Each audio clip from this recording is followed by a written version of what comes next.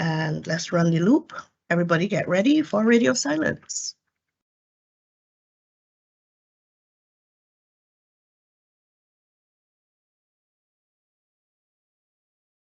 I'm not hearing anything.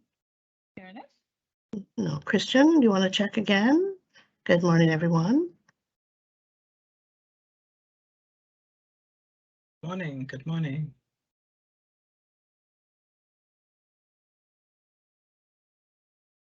Morning.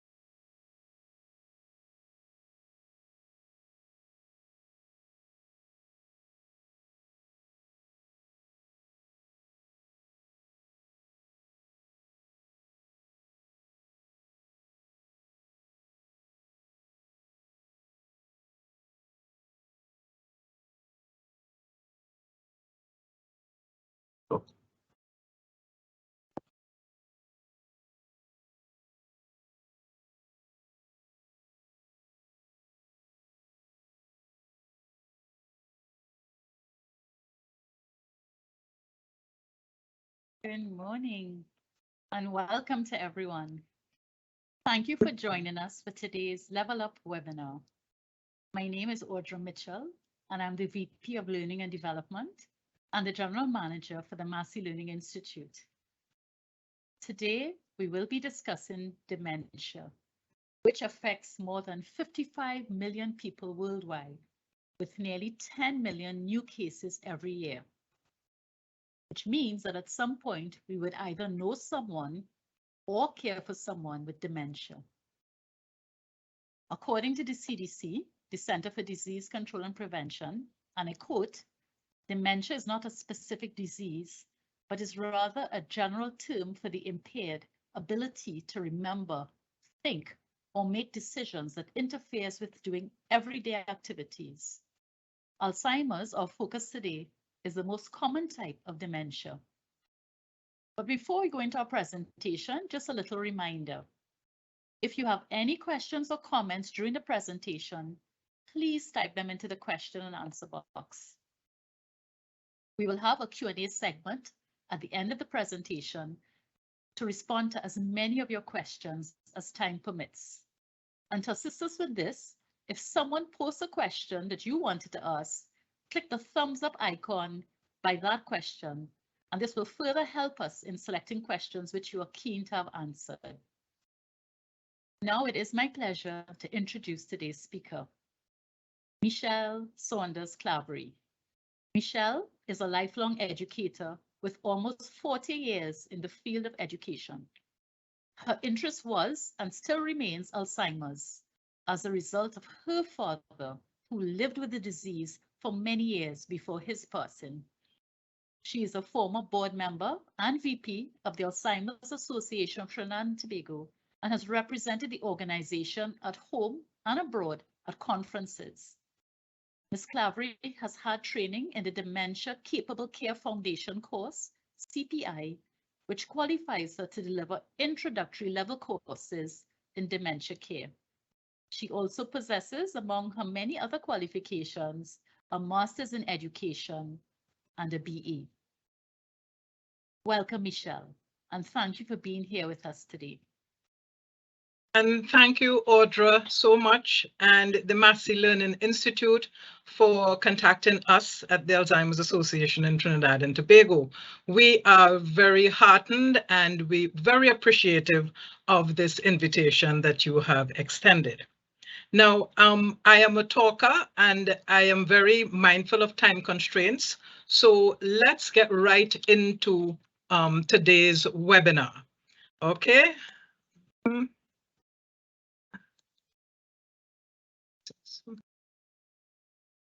Yeah. All right. So I hope everybody is seeing my screen. Yes. All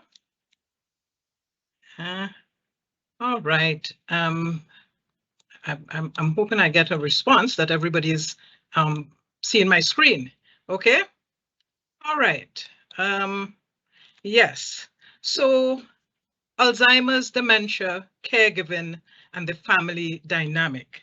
That's what we are here to discuss today. And I'll share a few, insights into caregiving and the family dynamic. And usually we forget the whole family aspect of this. So this is why I added the family dynamic to Alzheimer's caregiving. It's extremely important. Okay.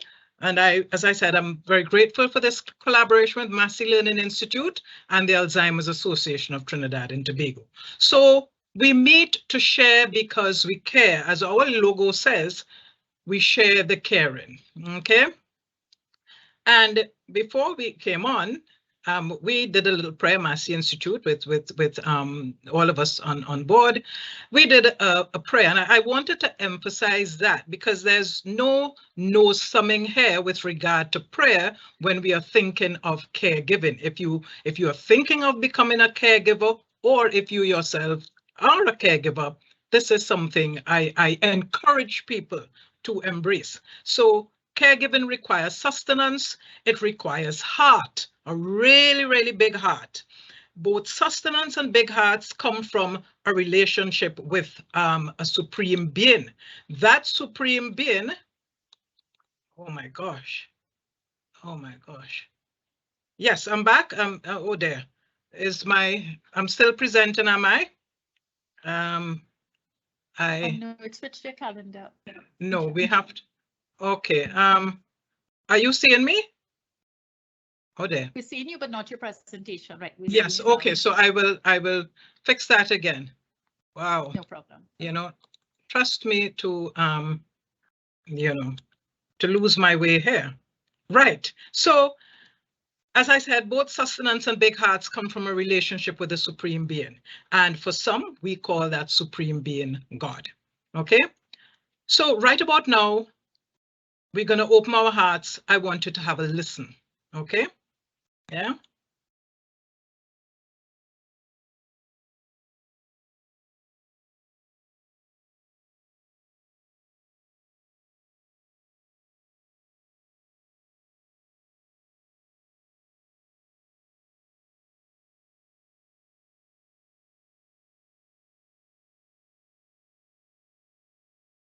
Michelle, if you're playing the video, we're not hearing it.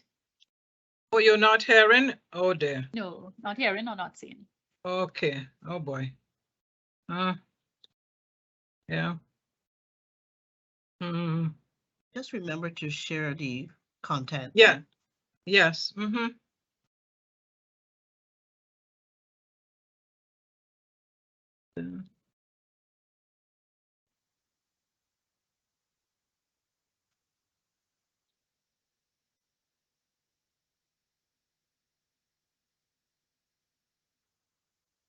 Oh.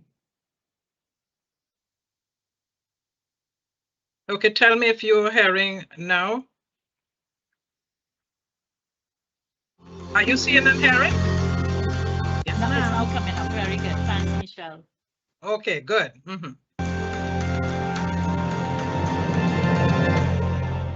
We have a clip, another video clip, and this is about Alzheimer's, and it's from a new documentary that's called Alive Inside. So let's watch it, and then we can talk about this. Henry is one of the 5 million people in America with dementia. Hi, Papa. Hi, Papa. Huh? How you doing? I'm all right.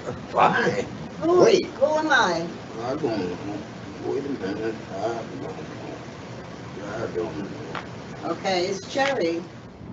How long has he been in the nursing home? Approximately 10 years. Of course it affected me greatly because he was always, you know, fun-loving.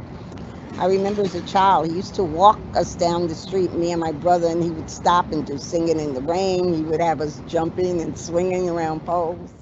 His name is Henry Dreyer.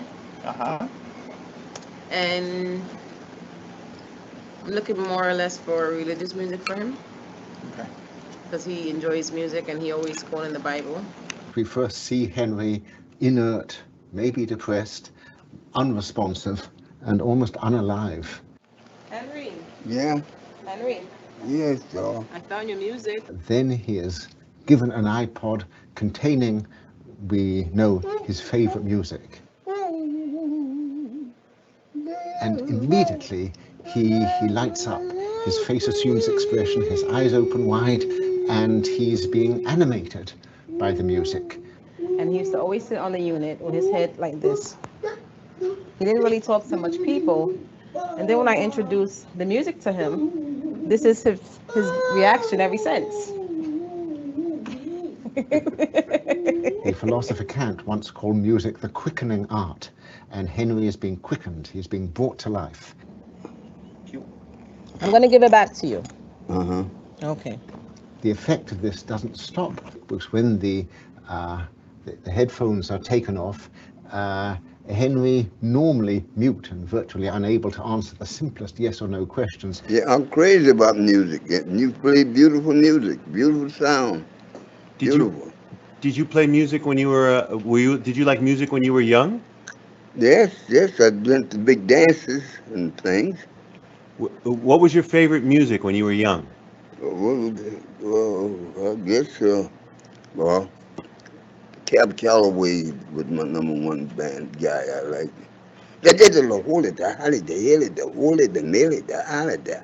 What was your favorite Cab Calloway song? Oh, I'll be home there for Christmas. Oh, you can count and plan on me with plenty of snow, mistletoe, present, wrap around your tree. Ow! So in some sense, Henry is restored to himself. He has remembered who he is, and he's reacquired his identity for a while through the power of music. Wow. That's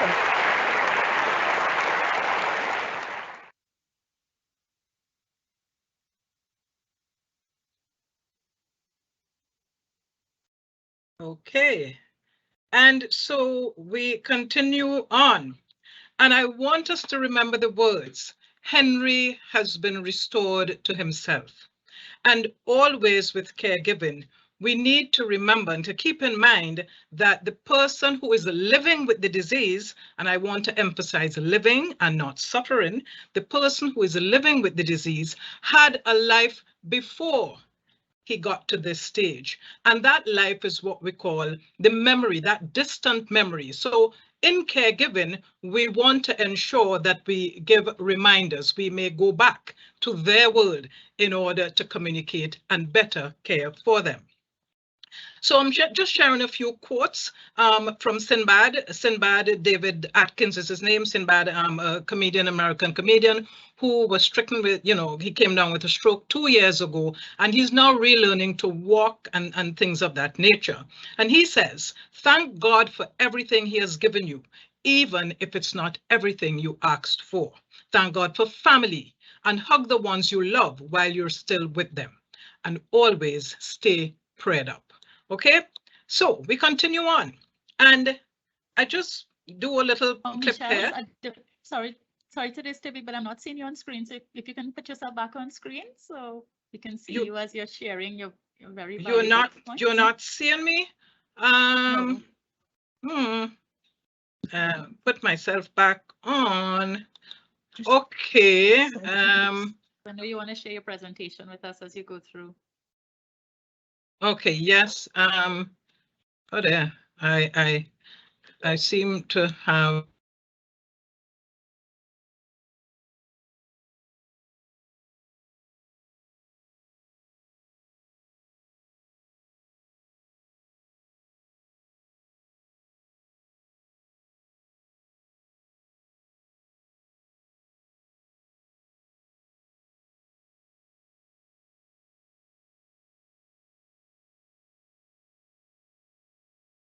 If it's causing a technical difficulty, then we'll let you can continue in the meantime. So at least we'll hear you.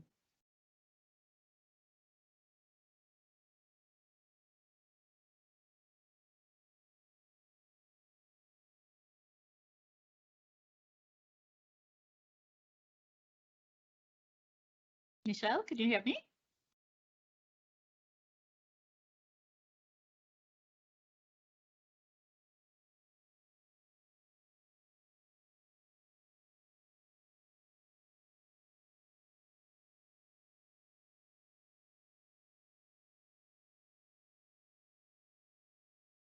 Listeners, if you can please just bear with us. It seems like we're having a slight technical difficulty. In the meantime, though, we know you have your questions, so continue to think about your questions that you'd like to ask our presenter. Start jotting them down.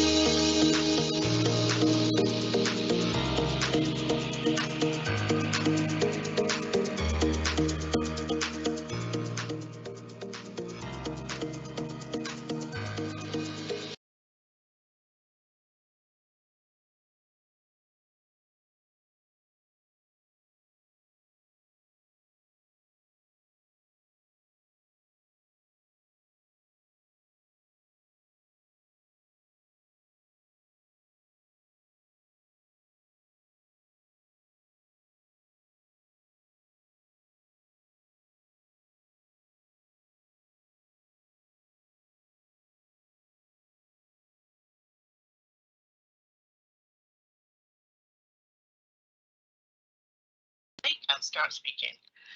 Okay, phew. I must apologize. You know, glitches. This is happening. This is live. But anyway, we are back. We are back. And let me move smartly along. And as I said, this is a collaboration with Massey Learning Institute. I'm very grateful. And we meet to share because we care, is what I said. And we did start with a prayer, our small group. And I as I was saying, I don't know if you heard that part of it, but we don't thumb our noses at prayer. Because caregiving requires that kind of sustenance, okay? It requires heart, a really, really big heart.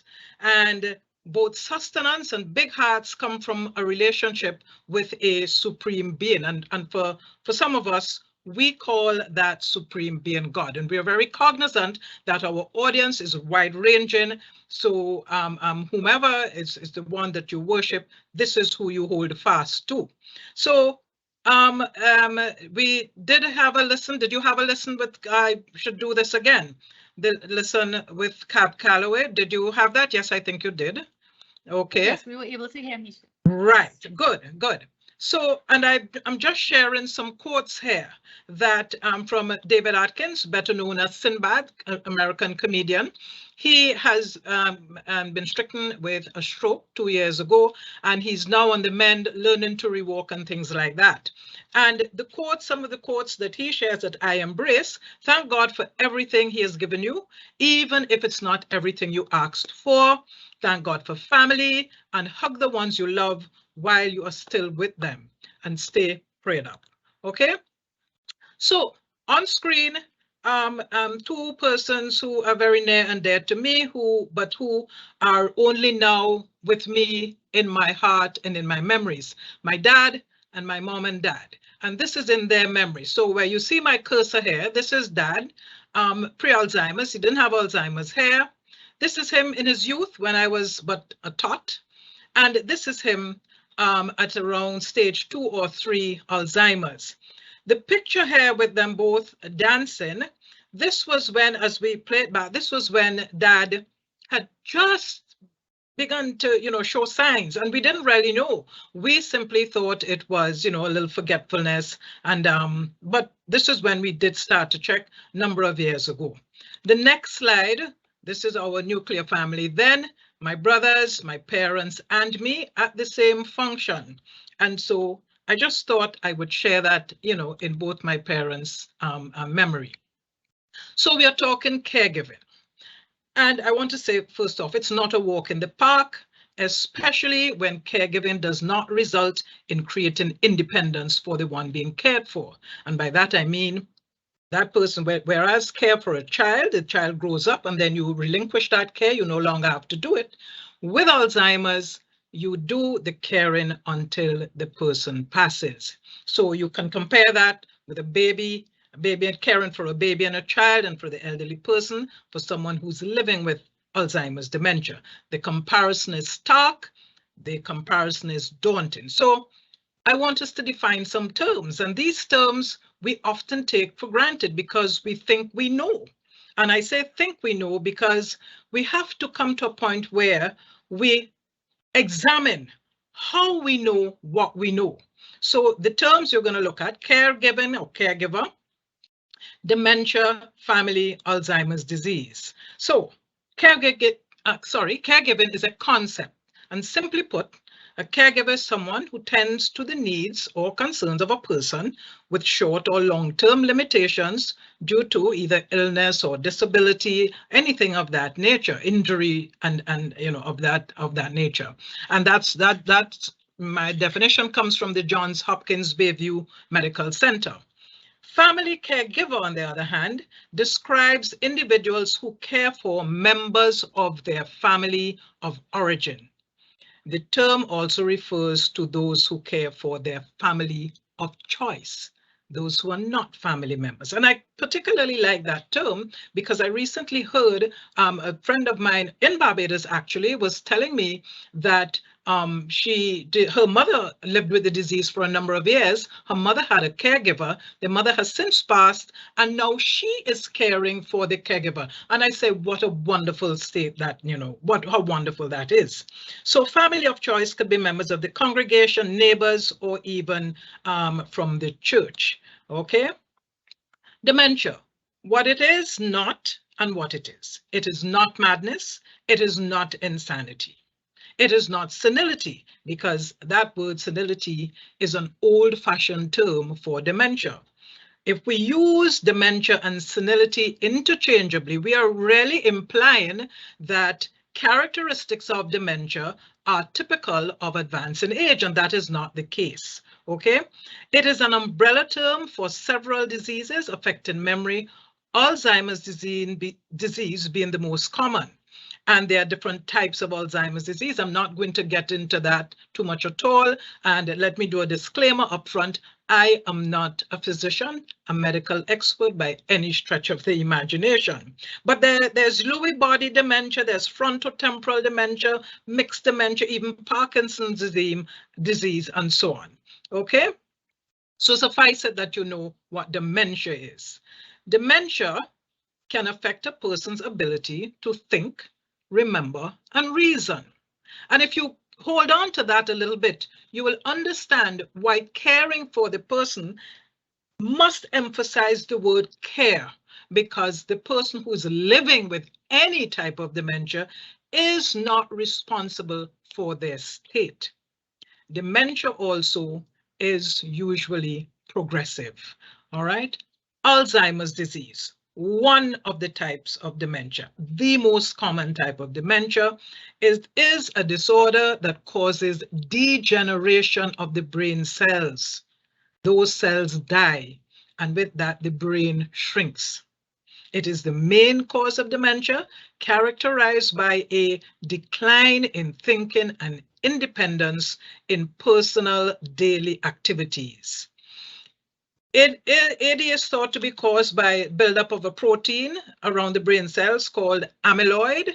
And when medics, look at the person, they try to treat with that. And this is why any of the drugs that are available now try to treat with that buildup. Okay.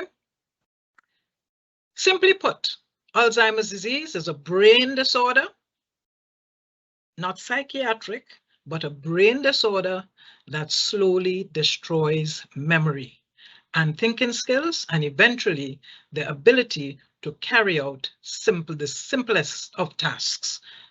Where is the heart in all of this? The heart must be present if you are going to care for someone who is living with the disease. Okay?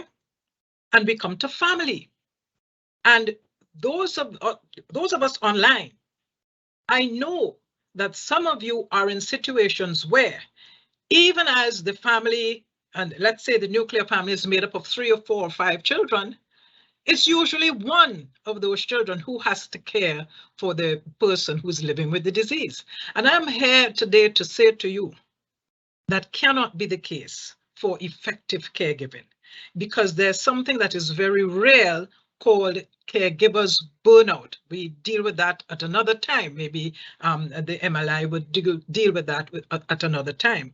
But there's burnout. And so you always need a sort of tag team. So who are the family? Who are they?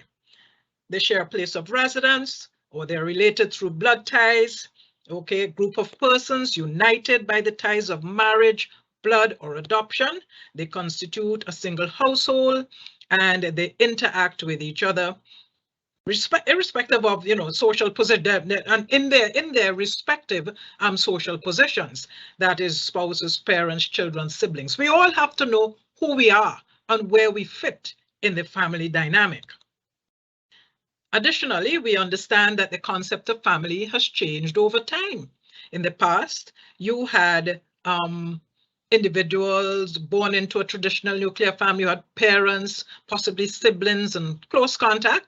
You extended family now of grandparents, aunts, uncles, and cousins. Everybody, the whole village thing that we talk about. Okay. Now, the nuclear and extended family might even live together or live in close proximity to each other. So you had a network, so to speak. Today, it's not quite the same. What also has changed the dynamic is having women in the workforce. Okay, this means that the care of children or of older family members is now somewhat challenging because now the female is out of the home. And so the sandwich generation is born. The sandwich generation being you have parents who are caring for their children and caring for their adult parents who are, beyond the age or who may be living with Alzheimer's disease. The mobility of families is also another factor. Children grow up and they study and they go away and they live elsewhere in another country. You have divorce, you have travel factors that limit the availability of family members to help one another. So at our association in Trinidad and Tobago, we have people calling from overseas who say, well, I am living in so-and-so country, but I think my mother or my father, they live alone and I think they are showing early signs, what can we do? And I'm thinking that one of the first things you want to do is to be present at home for a while in order to put things in place. So the question arises, who stays home to be the family caregiver? What is to be done? Family caregiver now is defined as a spouse, a partner, or other family member who is unpaid, and I stress unpaid, but is responsible for the physical, emotional, and often financial support of another person who is unable to care for himself or herself due to illness, injury, or disability. So all of the above that I presented, in the previous slides is what we call the family dynamic. And we have to treat with that because herein lies the complexity. Okay, what family dynamics? Now we're thinking of patterns of interactions among relatives, their roles and relationships. We think of various factors that shape their interaction. And for each family member, it's going to be different. So you have something like a hodgepodge of what do we do? And people get frantic and family members, some try to slip away or slip out and said, no, you are the bright one or you are the more capable one. You can do what? No, we have to treat differently with that because family members rely on each other for emotional, physical, and economic support. They're one of the primary sources of relationship security. And they're also one of the primary sources for stress. So let's not sugarcoat it. As I said, let's not sugarcoat it. We are called on, therefore, to understand family dynamics and family types. Family dynamics can lift you up or they can drag you down. They can also be toxic, not a recipe for being a caregiver by any stretch. So the important thing is to know yourself and where you fit. So knowing self, what does it do? It leads to understanding. You understand that it is important to have family discussion about Alzheimer's disease and attendant behaviors. It is important you understand that the situation with regard to the one being cared for must be outlined. You have to sit and you have to talk about it. Concerns and questions must be tabled. We can no longer hide. Alzheimer's disease, at present, although it's changing somewhat, it's where cancer used to be years ago. Because with cancer, everybody talked about cancer in hushed tones, and you referred to it as the big C, and nobody wanted to deal with it. Now, cancer's out there, and everybody is supporting and getting on board. Alzheimer's disease, if I may say this, is even more urgent than cancer, even more urgent because the person is living with the disease and caregivers are under stress. So some decisions need to be arrived at, okay? The above may be difficult, however, at least 2 or 3 persons must find it in their hearts, to become involved, okay? So to be forewarned is to be forearmed. Now you know the foregoing. Let's think about next steps. All right. What do you need to know? Just a few, and these are the ones that I highlight because they are most common. Behavioral and mood changes. You have anger and aggression. You have anxiety and agitation. You have depression. You have memory loss and confusion. You have what is called sundowning. That is when the sun goes down and it starts to get dark. They get frantic, they get agitated, they don't know what to do, where to go. And it's important that we treat with these things. And then there's wandering. Now, the one that most people speak about that we hear from our calls is the anger and aggression. I don't know what to do with this person, you know, he is so-and-so, she is so-and-so. And especially if the caregiver is an in-law, okay? And you know the dynamics there. Daughter-in-law to mother-in-law, and she's caring for the mother-in-law. And I don't like that woman, you know, she's been given trouble. And we have to put all those things aside. We have to step into the shoes of the person who is living with the disease. And we even say, there, but for the grace of God, go I. That's how we're going to treat with it. So we think of these behavioral and mood changes. In addition, there will be some common daily living changes, like with eating and nutrition. I remember my dad. Mom would put a full bowl of hot porridge, and he liked everything hot. Although we tell caregivers now, you know, don't serve the food too hot. But my father, we'd got a big bowl of porridge. He would eat the bowl of porridge and he says, you know, nobody brought anything for me to eat. I need, you know, a little more porridge. And we would give him a second bowl and he would be none the way he would eat that full bowl. My girlfriend's mother as well, a whole pint of ice cream she would eat off in a shot and ask for more. So we think of those things and we don't balk at it. We don't tell them no, because this is their time. There's incontinence, there's the giving of medication. Again, we have to be very careful there. Issues with mobility and spatial, you know, referencing and so on. Personal hygiene, safety at home. Okay, there will also be issues involving financial and legal decisions. These are very critical, and we want to be careful that there's a measure of trust when we are dealing with these things, finances, legal matters, and even long-term care. Okay, then there's end-of-life care, possibly involving hospice care to be considered. And in all of this, there are strategies and realities, and they all revolve around the word care. And I like this little graphic that I found, because the words that you see there, you have welcome, you have attend, you have accompany, you have adopt, you have accept, assist, to be with, to care for, you know, to enjoy, and believe you me, there is that, okay? So we are looking at the strategies for dementia, Alzheimer's, dementia caregiving. One of the first things, you want to reduce frustration. You want to help yourself. Reduce frustration, not only for yourself, but for the one you're caring for. Schedule each day wisely. And here we say you want to establish a routine. You look at the tasks, bathing and medical appointments. They are easier when the persons are alert and refreshed. So if you're going to get appointments, you get it at the time when the person is going to be most alert and refreshed. Flexibility is huge. You want to allow flexibility for spontaneous activities, particularly on difficult days. You want also to take your time and to anticipate, you know, tasks generally that will take longer. And so schedule, make the schedule. And it will mean, you know, making a little calendar of sorts and so on. And you want to allow time for breaks during in between tasks, okay?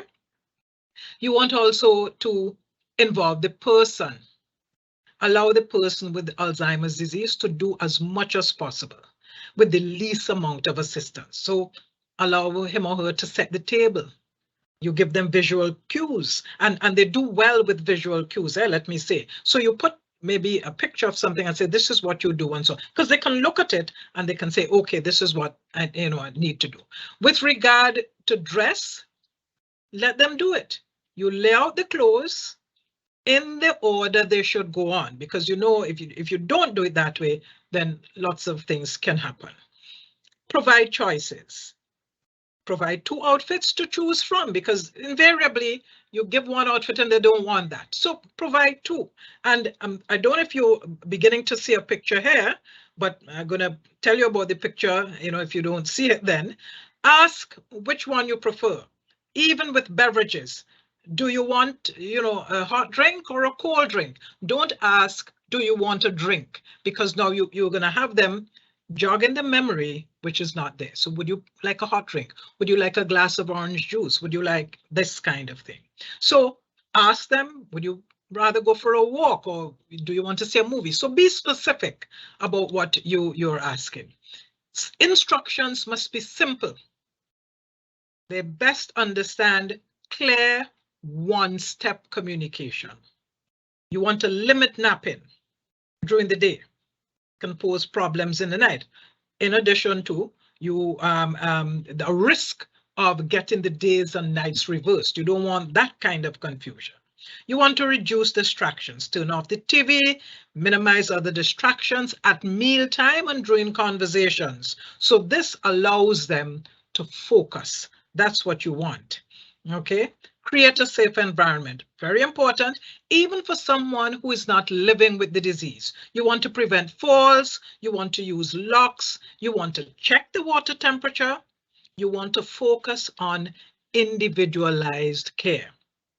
So handrails, I found the other day when I was at work, I was very appreciative of the handrails going up the stairs, okay, because I'm of increasing age. So I was very, very mindful and appreciative of that. So you have grab bars in critical areas, okay, locks on cabinets so that they don't get into the cabinet and take something that, can do them harm.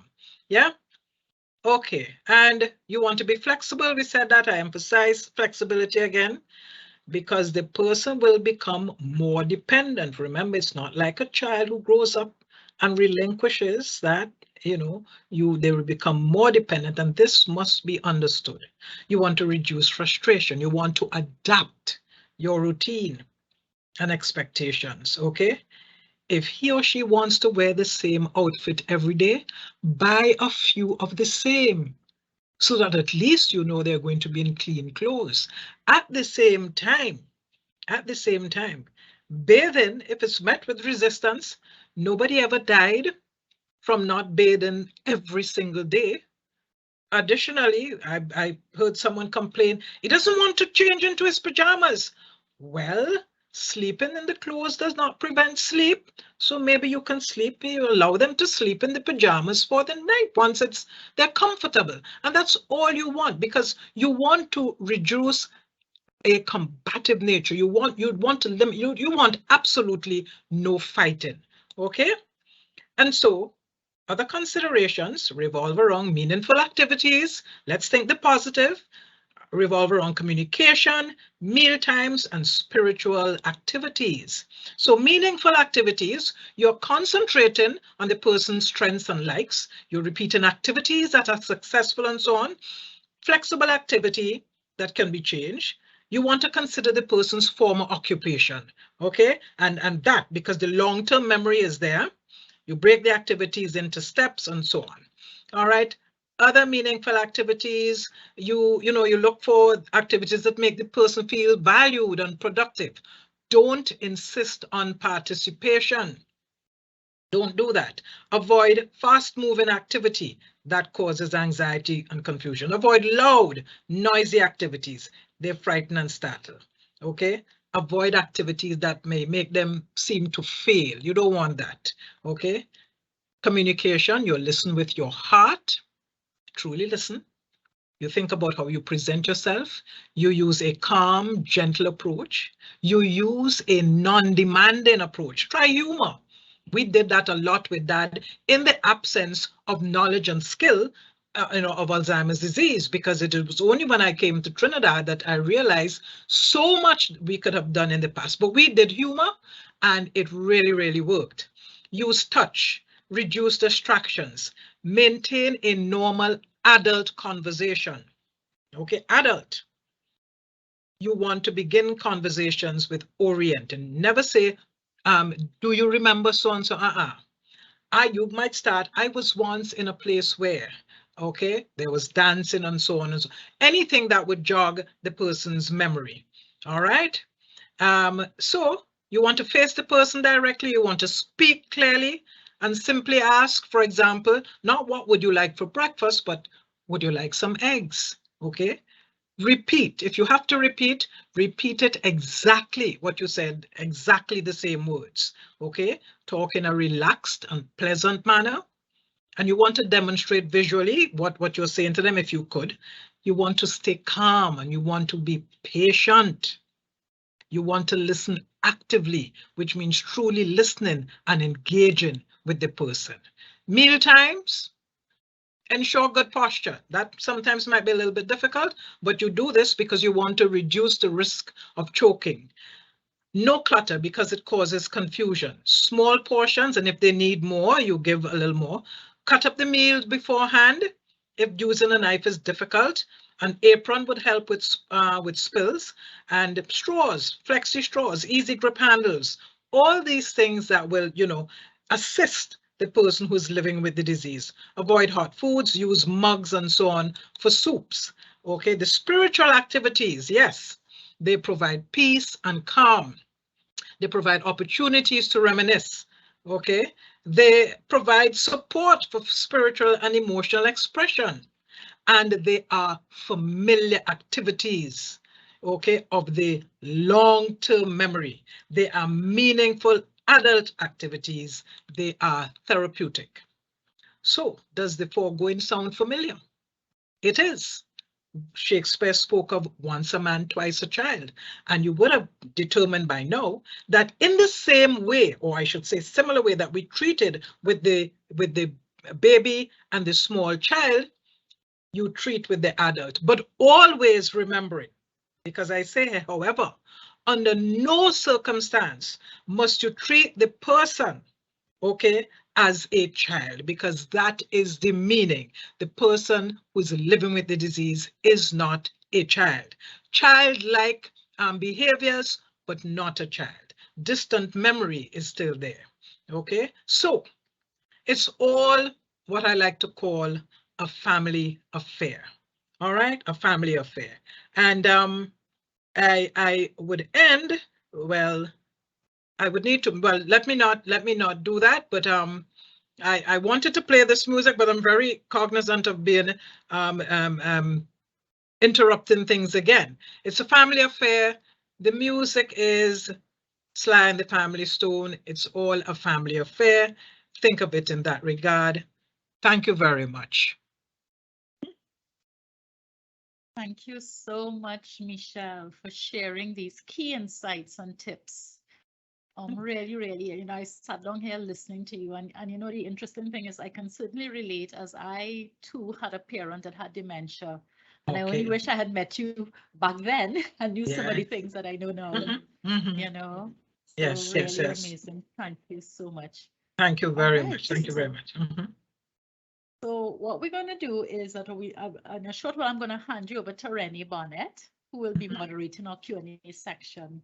And just to let you all know that based on our little technical glitch, we may go over our 11 o'clock ending time, but we welcome as many of you who can stay on to please stay on, so that you can hear our questions and get your questions asked and answered.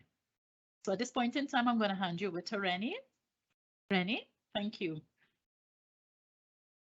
Thank you, Audra. Good morning, everyone. Thank you so much, Ms. Clavery. All right, so our first question this morning is from an anonymous person. Is there a particular age by which persons get dementia? The particular age, what is most common is age 65 and over. And that's called late onset Alzheimer's dementia. But we do have early onset, which can start at age 30. Actually, if you do a little research yourself, you will see some YouTube videos where you have childhood dementia. We have seen cases, and I know in Australia in particular, with young persons 18 years old, just that onset, and you call it childhood dementia, but it's very rare. But we can safely say 60, 65 and over, late onset, but it does happen to persons in their 30s, 40s, 50s. Yeah. Okay, wow, thank you so much for sharing that. On to our next question. What would be the cues or cue that would help family members know that they should get outside help? Okay, now, again, a little tricky. You may observe something. What you need to do is observe over a period of time. It's just not a one-off observation. But one real cue is if the person, like my father did, put a pint of paint in the refrigerator. Okay, put a pint of paint in the refrigerator, and you know, without a doubt. There was another instance, it was around Christmas time, and in those days, groceries used to be packaged in black bags. My father took the bag of groceries, not sure if he looked in it or what, but he took the bag of groceries and put it in the outside garbage bin. And when we said to him, Dad, and we did it in a humorous way, Dad, what you doing? He says, did you see me put it there? Did you see me put it there? He says, you didn't see me. Let's get Adrian to arbitrate. Now, Adrian is his nephew, attorney at law. Let's get Adrian will arbitrate this matter. And you know, my father was a stickler for vocabulary. So when you heard him, and if you didn't really know, you would think, you're accusing this gentleman, unfairly. But things like that, when you see that happening, when you hear the person asking over and over again the same questions. And what used to happen, my dad, he would ask the same question, but he was still at the stage where he knew, and he would say, like, preface everything. Don't mind me asking you again, Michelle, but can you tell me what date is it? And then we gave him a pencil and the calendar, and we said, listen, you want to mark off each day. When you get up, mark off each day so that you know what date is. And he started doing that pretty well. But then if we didn't know he was living with Alzheimer's, pretty soon he started getting up and marking off 5 days in a row, 6 days in a row. So we knew something was not too right. And we thought, yes, we needed to have him tested. Yeah. So if you observe certain behaviors a number of times, you want to suggest, and I can tell you, the person who's experiencing those symptoms isn't going to take too kindly to seeing a medic. So if you can get a medic who can do house calls and so on, that would help in large part. Yeah. Yes. Mm-hmm. All right, thank you so much for sharing that experience. On to our next question. I know you mentioned this earlier, but Nisha is asking, how do you deal with answering the same question several times without getting aggravated? Fun, make it funny. You want to laugh. Say, but Hannah, you just asked me that, but never mind. And you hug them. That's what you do. You make, and then you hug them. Say, listen, it's so and so day. But you would know up front. The questions are the same question is going to be repeated. So deal with it with that knowledge. And again, humor. How many times are you gonna ask me that? Don't worry. I'm just joking. And you hug them. Okay? And then you answer them. Simple, as simple as that. Yeah? All right, I like that. Thank you. All right, moving on nicely. Why do those who live with dementia see people who are not actually there? Well, I don't know if I can answer that. I know I cannot answer that. Mm-hmm. The long-term memory, though, as I say, still there. And so those visions, remember, in our mind, images are created. And if the person is sort of living in the past, they're going to see that. That's what they're going to see. And this is something with which the caregiver can work. So tell me about Mary, because the person may mention Mary. Tell me about Mary. What was she like and who was she? And let them talk and they feel relieved. In addition to which, after they have talked sufficiently, they get tired and then they will stop. But that's as much as I can say for, why do they see people? That's as much as I can say. Yeah. Alrighty, no problem. Thank you. Our next question, what are the initial signs to identify Alzheimer's or dementia? And are there any steps to take for early detection? The steps, if you notice whatever it might be, Not your normal forgetfulness, forgetting your keys and so on. The other day I went to the mall and I couldn't remember which way was south or north. And I said, Michelle, you have to check yourself. But at the same time, when you have an awareness, you want to go to your primary care physician and you want to say, okay, this is what has been happening and so on and so forth. And that primary care physician now will in turn refer you to a neurologist, a specialist, and there are tests that can be carried out and so on and so forth. I know of one where they can check the amyloid buildup, that is the plaque on the brain stem, to see what sort of buildup you have. They will do the family history and so on, and they would also tell you where you can go from there. But the thing to do, never get anxious. Try your best not to get anxious. In the same way that you would go to a doctor if you have headaches, repeated headaches, you go if you suspect something, because again, to be forewarned is to be forearmed. And if you know early o'clock, then you have opportunity to begin to put things in place, begin to forge relationships with people whom you trust and so on and so forth. Yeah. All right, you mentioned there about family history just now. So is dementia a genetic disease? So if a parent has it, are you then predisposed to getting it? Well, I hope not. But then at the same time, no, it's not. You may be you predisposed, but it isn't a given that you yourself come down with the disease. No, but certainly family history would help, and of course studies are still being done and so on.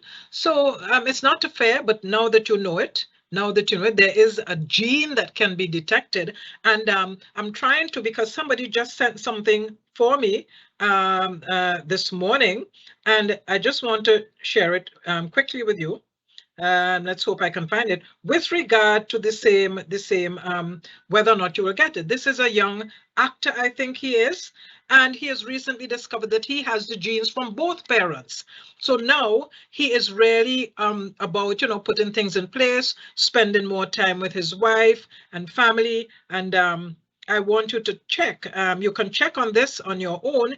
His name is Chris Hemsworth, and he has taken a break from acting because he has received what he calls an Alzheimer's revelation, because he has the gene, and this is a young person. So again, you observe something, you notice something, go and get it checked. If you have a history of family members, that's all the more reason why you should go and check. But we are not saying that it's a direct link. If a parent has it, then you will have it. No, not at all. Alrighty, excellent. Thank you so much. Moving along nicely. It has been said that menopause causes brain fog. Is there a way to differentiate between the brain fog of menopause and early onset Alzheimer's dementia? Yes, but as a non-physician, I will say you will have to visit the physician who will guide you with that. So not necessarily, because if you and you can do a little research on your own. If you look at the different types of dementia, you will see what can happen. And the thing you will do is monitor yourself. Monitor yourself. And the beauty about the World Wide Web, although we still have to employ some caution, the beauty of the World Wide Web is that we can check things out. But don't stop there, because remember, you are not the physician, you are not the expert. So you can only differentiate if you visit your physician, primary care physician, and move on. Yeah. All righty, thank you. Is it possible to protect ourselves from getting Alzheimer's by what we eat? You had mentioned a protein earlier. Well, yes, the answer is yes, but it's not definitive. With general health, you want to ensure a number of things.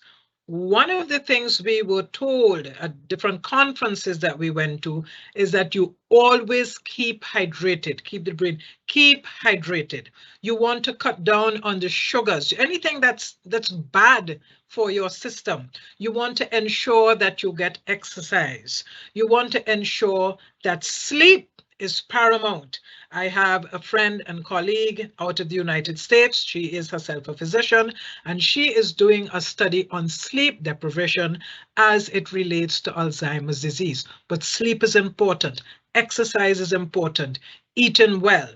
And this is not to say that if the one you're caring for wants ice cream early in the morning and nothing else, give a little of the ice cream. Ensure they get the other things later on, because it's either the ice cream or nothing. But health-wise, exercise, sleep, and diet. I have heard and have seen a video on the benefits of coconut, and maybe you want to try that, but what may work for one person may not necessarily work for you. My father was a stickler for exercise. Every day he got up and he walked 3 miles every single morning before work. He never ate butter on his bread, okay? And he had fruit every single day, sometimes twice a day. A stickler. And my father was a reader. He did part-time work with WHO and so on. And my father came down with the disease. So what can we say? There's nothing definitive, but best habits work. Yeah. All right, thanks so much. Moving along again. If persons believe that something has happened or did not happen, how do you tell them the truth without having them relive the grief? For example, the death of their mother. Or do you just let them believe what they want? But should you lie to them to avoid the stress, or let them relive it? Well, this question calls for you to really know the person for whom you're caring. You need to know the person, what the person might tolerate. But remember, the short-term memory is not there. So even if you tell them and they exhibit some kind of emotion, let's say they cry, let them do that, because that in itself is therapeutic. What I can tell you, what we know so far, is that it's not going to disturb them for any length of time, because the short-term memory has gone. It's gone. It's not there. I remembered because my mother passed before my father, and we told Dad, and he was like, my wife? I said, yes, Dad. Do I have a wife? And we had to get a wedding picture and show him the wedding picture, and says, yes, this is your wife. She's died. And he says, well, I guess that must be so, because that is me. And he was able to point to himself in the picture, but he didn't recall the wife. So we told him, and he was none the wiser. Okay, she has died, and he didn't seem in any way, sad or angry. It was just another thing that you told him. So again, because we knew our father, we knew what we can say to him. It may call for you saying the same thing. What I do know is that in the early stages, they're going to remember some things. So again, it's judgment. It calls for judgment. Do I say it? But if the person is not there, and they ask for the person, then you might quietly sit with them, quietly hold the hand, because if you think they're going to break down and so on, you sit quietly, you hold and say, well, your wife passed, and we had to, and you talk to them in that way. But to lie is to have to deal with it over and over again. Although even when you say the truth, because they don't remember, you're going to have to say it a few times. So don't stress too much about it. Late stage 3, stage 4, it's not going to make much of a difference. Yeah. Okay, thank you so much for that response. I think we're going to ask just one more question before I hand back over to Audra. You mentioned earlier about treatment. So how is dementia treated, and can it be reversed? No, it cannot be reversed. Folks may have heard recently of a new drug, aducanumab, and I hope I pronounced it correctly. That was the most promising drug a few months ago, but now it has failed some of the final trials. So they're back to the drawing board with that drug. It would have been very expensive to treat, a person over $100 and something thousand here a year. So that failed, but there is a drug called Aricept, I know, which slows the progression. So at early stage Alzheimer's, if you, and this is why we stress the importance of being diagnosed early diagnosis. At early stage, the drug Aricept does help because it slows down the progression at which the brain cells die. And that's as much as I can tell you about any drug that can and that may work. Yeah. All right, excellent. Thank you so much, Ms. Clavery. Audra, back over to you. Okay. Great. Thank you so much, Rennie. What amazing questions, so thank you. Firstly, Rennie, for moderating our Q&A section. Thank you, our audience, for all your questions. Michelle, thank you so much for this information. I mean, we certainly would love to have you back again to learn some more. Yes. And you certainly have shared quite a lot with us. Sorry, you wanted to say something? No, I was going to say, you would not imagine how appreciative I am just for being here and reaching a wider audience, because Alzheimer's disease always chokes me up. It always brings a tear to my eye, because I remember my own dad, and I think of the people, the numerous calls we get from people and the frustrations they experience. So thank you for having me here today. Yes? Yes, it was certainly our pleasure. And as I said, I learned so much. Every slide that you shared, there was a tip. And even in the Q&A, the amazing questions that were asked and your responses to it. So everybody, thank you so much for joining us today and for staying on the extra time. I'm as sure that you felt it was worth it, as we certainly did. So I hope that the information that you received today will better equip you as you interact with persons with dementia, be it your loved ones, a friend, or colleague. And remember to look out for our other upcoming programs, which will be taking place in December. So to give you a little preview of what's to come, these are some of our programs. The 12 Threats of Christmas, a cybersecurity story. Under personal finance, we'll be exploring Christmas gifts versus saving for impending recession. And then dealing with the Christmas blues. How do we cope with depression and loss at Christmas? And then, as usual, our signature program, Expectations of a Massey Leader. Feel free to log into our website, www.masseylearninginstitute.com, for more information on these and our other programs. So until next time, remember to keep leveling up. Thanks again for being here. See you again soon. Bye for now. Thank you. Okay.